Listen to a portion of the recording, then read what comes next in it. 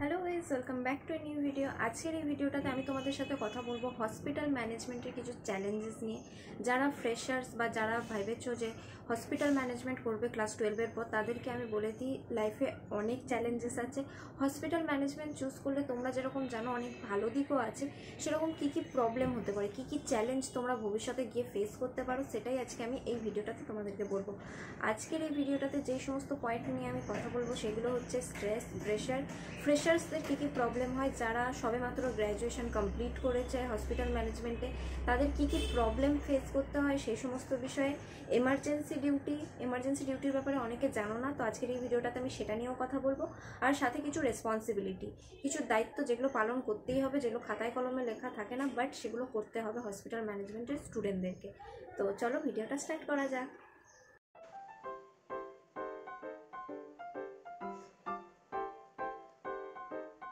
ফার্স্টেই হচ্ছে স্ট্রেস।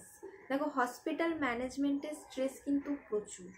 একটা হসপিটাল ইন্ডাস্ট্রিতে কাজ করবে, সেখানে 24/7 কিন্তু হসপিটাল খোলা থাকে। তোমরা যদি দেখো মাল্টি স্পেশালিটি, সুপার স্পেশালিটি যে প্রাইভেট হসপিটালগুলো থাকে সেগুলো 24/7 খোলা থাকে। কেউ না কেউ তো নাইট ডিউটি করেই। তো ডাক্তার আর নার্সদের যেরকম নাইট ডিউটি থাকে, সেরকম হসপিটাল ম্যানেজমেন্টের স্টুডেন্টদেরও নাইট ডিউটি থাকে।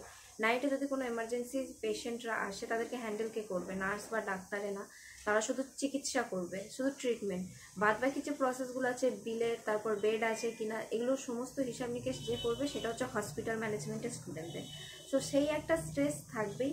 আর হসপিটাল ম্যানেজমেন্টে নাইট ডিউটি থাকে আর রোটেশনাল শিফট থাকে। রোটেশনাল শিফট মানে বোঝায় যে 6 দিন পর পর করে একটা করে ছুটি।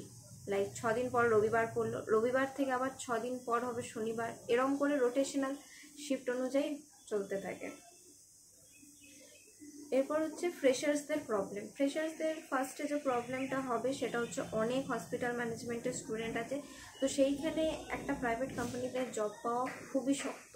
আর যে সমস্ত হসপিটাল ফেমাস, যেগুলো একদম সুপার স্পেশালিটি বা মাল্টি স্পেশালিটি হসপিটালগুলো আছে, তারা ফ্রেশার্স নেয় না, তারা ইন্টার্ন নেবে ফ্রেশার্স, বাট কোনো রকম ফ্রেশার স্টুডেন্টদের নেয় না, সবাই এক্সপিরিয়েন্স স্টাফদেরকেই নেয়। সো এক্সপিরিয়েন্স করার জন্য তোমাকে কোনো একটা ছোটোখাটো হসপিটাল থেকেই যেতে হবে। সো একবারই যদি ভাবো যে একদম সুপার স্পেশালিটি বড় হসপিটালে চাকরি করবে, সেটা কিন্তু হয় না। এরপর হচ্ছে এমার্জেন্সি ডিউটি আর রেসপন্সিবিলিটি। দেখো, এমার্জেন্সি আর ডিউটি আর রেসপন্সিবিলিটি তোমাকে পালন করতেই হবে। এমার্জেন্সি ডিউটিটা আমি তোমাদেরকে ফার্স্টেই বললাম। এবার রেসপন্সিবিলিটিটা শোনো। যদি তোমরা ধরো ওপিডি বা আইপিডিটাতে জব করছো, এবার ওপিডিতে তোমার স্টার্ট হচ্ছে 9টা থেকে 6টা অবধি। তোমার 9টার সময় এসছো, কাজ শুরু করে দিয়েছো, এরপর তোমার বেজে যায় 6টা। এবার 6টার সময় তুমি যে বাড়ি যাবে, কিন্তু তুমি দেখছো তোমার ডেস্কের সামনে অনেক পেশেন্ট লাইন দিয়ে আছে। সো তুমি কি সেখানে এটা বলে যেতে পারবে যে আমার টাইমিং শেষ হয়ে গেছে, আমি চলে যাচ্ছি, টাটা বাই বাই? পারবে না। যতক্ষণ না ওই পেশেন্টদের কাজ শেষ হচ্ছে, তুমি কিন্তু যেতে পারবে না। এটা কোথাও লেখা নেই 6টার সময় তোমার ছুটি, সেটা মানা আছে, কিন্তু ছুটি বলি যে তুমি 6টার সময় বেরিয়ে যেতে পারবে, এটা কিন্তু হবে না।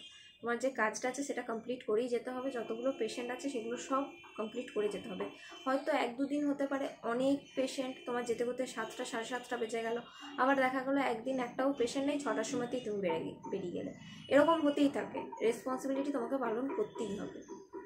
তো আজকের ভিডিওটা এইটুকুই। যদি তোমাদের ভালো লেগে থাকে অবশ্যই লাইক, শেয়ার এবং সাবস্ক্রাইব করে দিও। আর কোনো প্রশ্ন থাকলে অবশ্যই আমাকে কমেন্টে জানিও। তো টাটা গাইস, দেখা হচ্ছে পরের ভিডিওতে। টাটা।